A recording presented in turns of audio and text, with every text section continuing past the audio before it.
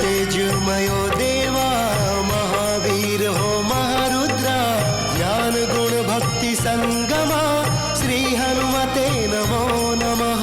जय हनुमान संकट मोचन जय हनुमान, जय हनुमान संकट मोचन जय हनुमान। केसरी नंदन त्रिभुवन वंदन अंजनी सूत बलधारी, केसरी नंदन त्रिभुवन वंदन अंजनी सूत बलधारी। संकट मोचन नाम आपुले, संकट मोचन नाम आपुले सकल संकटे तारी। जय हनुमान संकट मोचन जय हनुमान, जय हनुमान संकट मोचन जय हनुमान। संकट त्याच्या निकट न येती जोई आपुल्या चरणी, संकट त्याच्या निकट न येती जोई आपुल्या चरणी। संकट मोचन नाव आपुले, संकट मोचन नाव आपुले सकल संकटे तारी।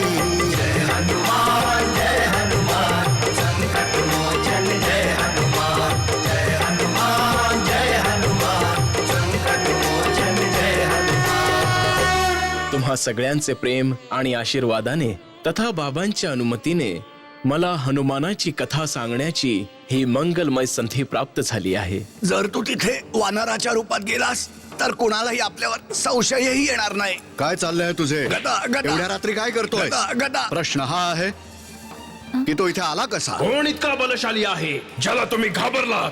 आमची इच्छा आहे की आमच्या पुत्रीने काही दिवसांकरिता कुंजर प्रदेशास यावे। आम्ही उद्याच येथून निघण्याची व्यवस्था करतो। मंगल मूर्ती हो मारुती नंदन सकल अमंगल दूर करता। पवन तनय संतांचे हितकारी हृदय विराजे अवध बिहारी। हे महावीर तुझला वंदन ज्याचे गुण जाणितो रघुनंदन। प्रिय भक्तांनो, केसरी नंदन हनुमानाची कथा अत्यंत आनंद देणारी आहे। विशेष करून आपल्या शिवप्रदत्त गदेमुळे त्यांचे स्वरूप अति दिव्य आणि विशाल होत जाते। त्यांनी ठरवले असते तर दानवांचा आणि राक्षसांचा संहारही करू शकले असते, परंतु त्यांनी केवळ त्यांना दंडित केले। केवळ आपल्या शक्तीचा प्रत्यय आणून दिला त्यांनी। दानवांना अद्याप त्यांच्या गदेचे रहस्य समजू शकले नव्हते, परंतु ते इतके भयभीत झाले होते की त्यांचे बालक हनुमानाला पाहताच कापरं भरायचे। गुरुजी, एवढे काही होऊन देखील राक्षस त्याच्या मागे का लागले होते? पण वालीचा गुप्तचर तर अजूनही त्यांच्याच महालात फेऱ्या मारत होता। त्याने तर केसरी नंदनाचा चमत्कार पाहिला होता, तर मग अजूनही त्याला काय हवं होतं? दानव अधिपती विद्युत असो वा वानरराज वाली, सगळ्यांचा एकच उद्देश होता आणि तो म्हणजे केसरी नंदन यांचा अंत करणे, जेणेकरून भविष्य काळामध्ये त्यांची सत्ता सुरक्षित राहावी। वालीची चिंता तर तुम्हा सर्वांना ठाऊकच आहे। त्याला जेव्हा बालकाच्या दिव्य शक्तीचा प्रत्यय यायचा तो अधिकच अस्वस्थ व्हायचा। महाराजांचा विजय असो।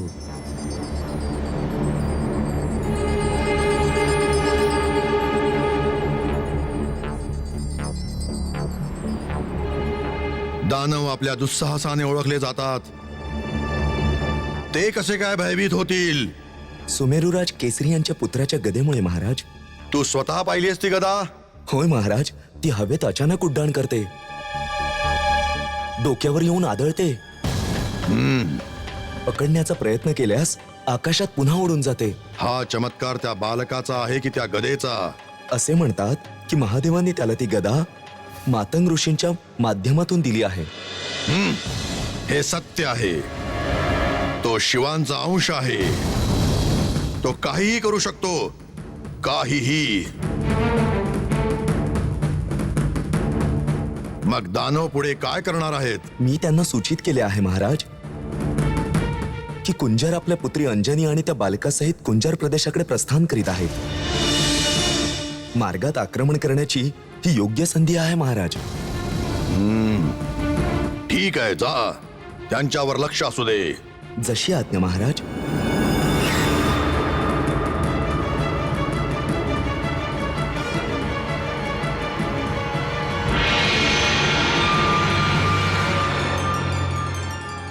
हे कसले आयोजन आहे स्वामी?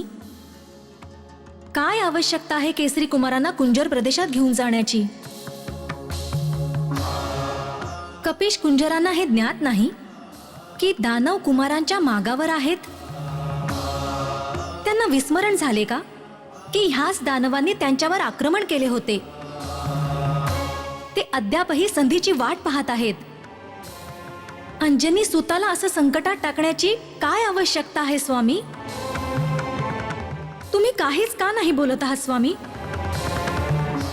तुम्हाला केसरी नंदनांच्या सुरक्षेची चिंता नाही का स्वामी? चिंता करू नका देवी. केसरी कुमार स्वयं चिंताहरण करणारे आहेत. तुम्हाला त्यांच्या जीवनाचा उद्देश पूर्णतः ज्ञात आहे. मग कसली चिंता? त्यांच्या जन्माचे रहस्य आपण जाणता स्वामी. ममत्व कधीच अशा रहस्यांना नाही समजू शकत. आणि सत्य हे ज्ञात असूनही आमची चिंता दूर नाही होऊ शकत. भावनेपुढे वास्तव बदलत नाही देवी. पहा ना, अंजनी कुमार किती प्रसन्न आहेत. संकट मोचन जय हनुमान. सेनापती, आज्ञा महाराज. आपल्याला या क्षेत्रात पूर्ण सावधानी बाळगावी लागेल. चारी दिशांनी राक्षसांचं आणि दानवांचं भय तर आहेच, त्याचबरोबर या वनात हिंसक पशूंचा सुळसुळाट आहे. आपण चिंता करू नये महाराज.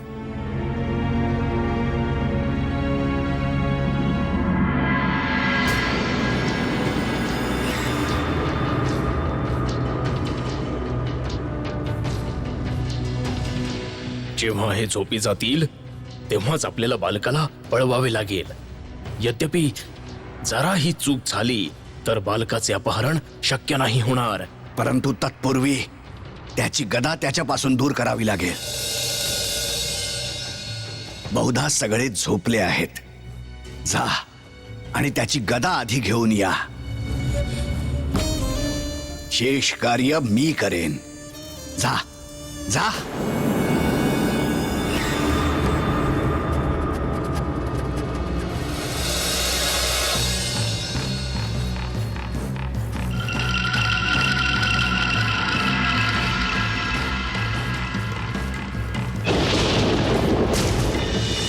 अच्छा, तर ही आहे ती गदा.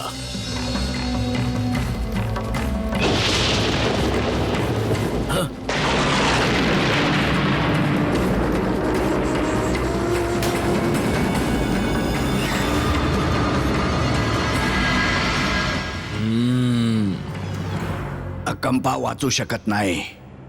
अद्याप तो आलेला नाही. याचा अर्थ आहे की तो जिवंत नाही.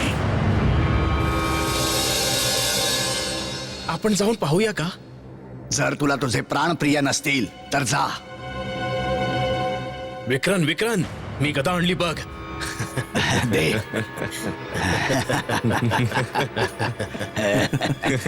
आणली ना गदा. आणि हे बघ, काहीच चमत्कार नाही दिसत हिचा. परंतु ही ती गदा नाहीये. ही तर एखादी साधारण गदा आहे. तिथे दुसरी कुठलीच गदा नव्हती. हवं तर जाऊन पहा तिकडे. हीच एक गदा होती.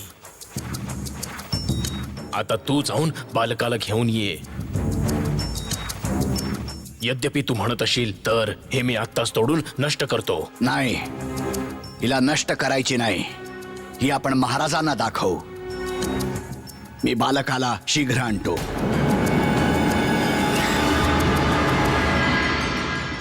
पहा स्वामी, पहा, आमच्या मनातले भय सत्य होत आहे. थांबवा त्या दुष्टाला. तो केसरी नंदनाच्या जवळ जात आहे. तुम्ही त्यांची अशी परीक्षा का घेत आहात? तुम्ही त्या असुरांना का नाही थांबवत? ही परीक्षा नाहीये देवी, ही तर केसरी नंदनांची लीला आहे. आपण या अद्भुत लीलेचा आनंद घ्यावा. यावेळी तर केसरी कुमारांकडे ती गदा सुद्धा नाहीये स्वामी. मग ते कुठली लीला करतील? आम्हालाही हेच पाहायचे आहे देवी.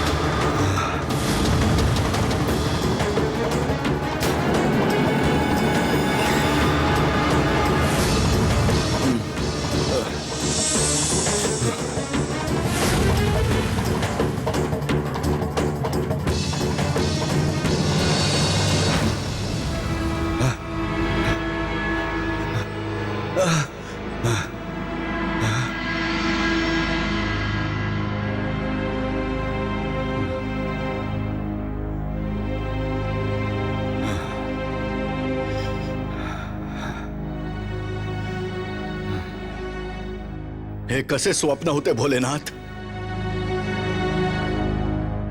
आमचा पुत्र ठीक तर आहे ना? हे शिवशंभो, आमच्या पुत्राचं रक्षण करा. जर त्याला काही झाले तर आम्ही जिवंत नाही राहू शकणार.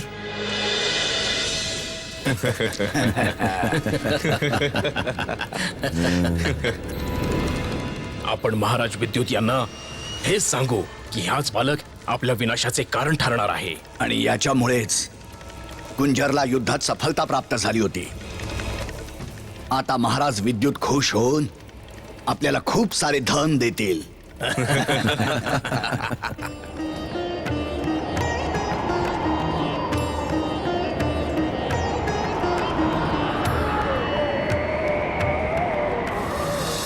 नारायण नारायण.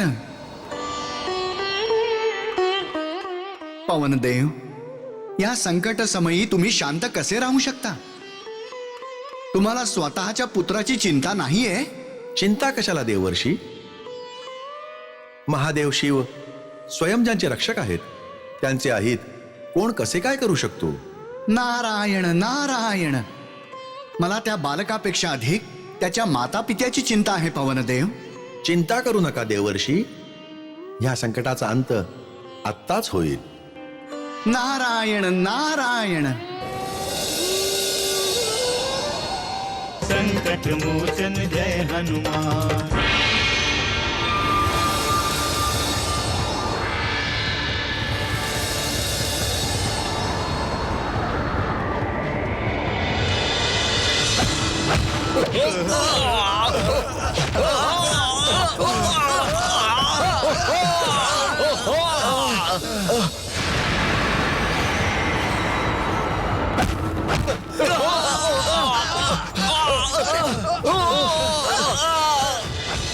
मी सांगितले होते ना की ही एक चमत्कारी गदा आहे. ही काही साधारण गदा नाही. चला पळा पळा इथून पळा.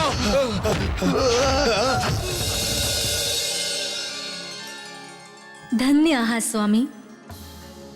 धन्य आहे आपली लीला.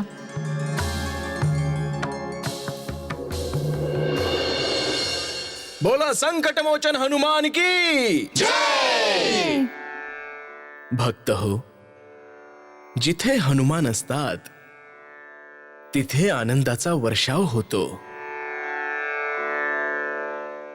जिथे हनुमानाची कृपा होते तिथे प्रेमाची गंगा वाहते.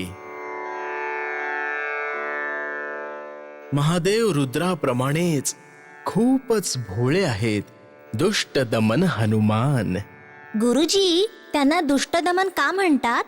एवढी कथा ऐकल्यानंतरही हे विचारण्याची आवश्यकता आहे की त्यांना दुष्ट दमन का म्हटले जाते. अरे बाळा, मी म्हटले ना, ते शत्रूंना मारून पिटाळायचे.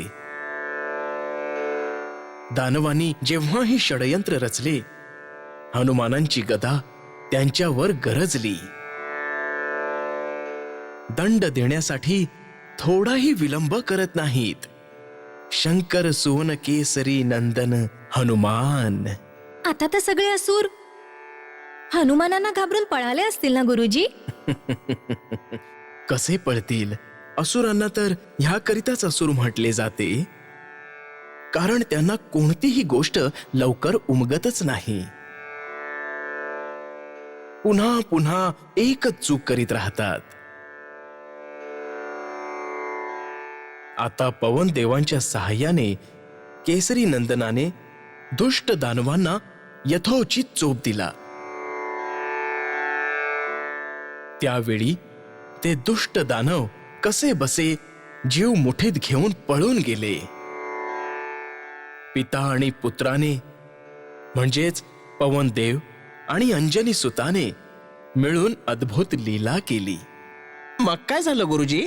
आता आनंद साजरा करण्याची वेळ होती. पवन देवांनी आपल्या पुत्राला जवळ घेतले.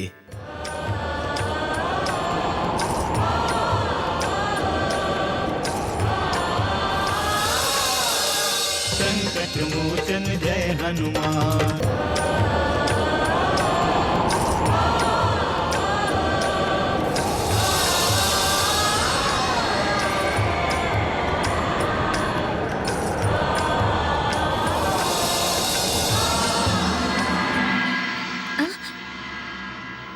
कुमार,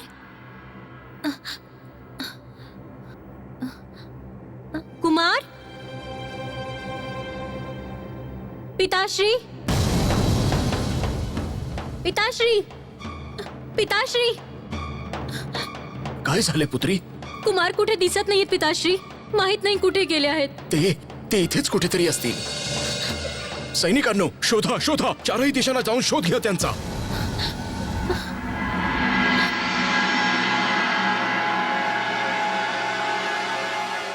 असं वाटतं की तुमच्या मातोश्री खूप चिंता करीत आहेत. आम्ही तुम्हाला त्यांच्याकडे नेतो.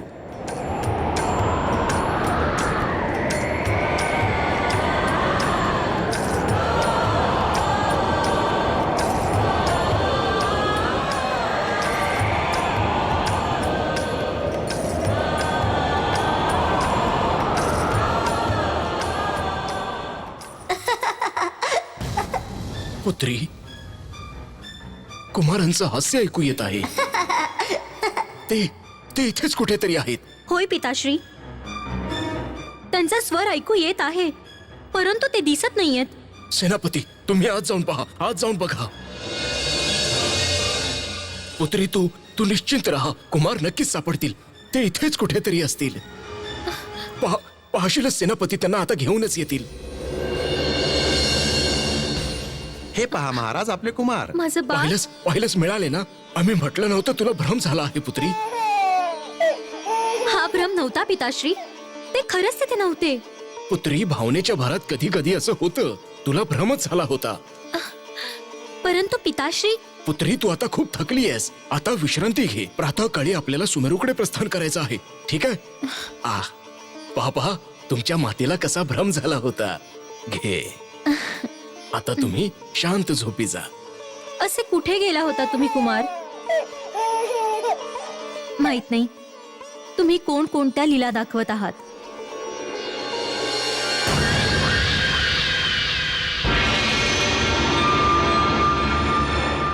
आम्ही सगळे प्रयोग करून पाहिले महाराज, पण सर्व निष्फळ.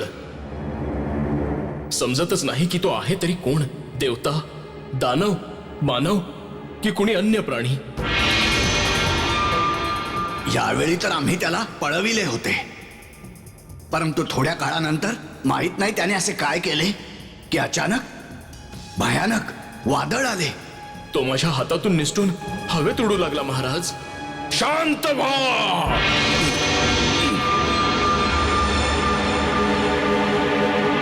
आम्हाला काहीच ऐकायचे नाही. आम्ही किष्किंधा नरेश वाली यांना वचन दिले आहे, ते पूर्ण करावेच लागेल. तुम्ही दोघेही चालते व्हा. जा. वक्र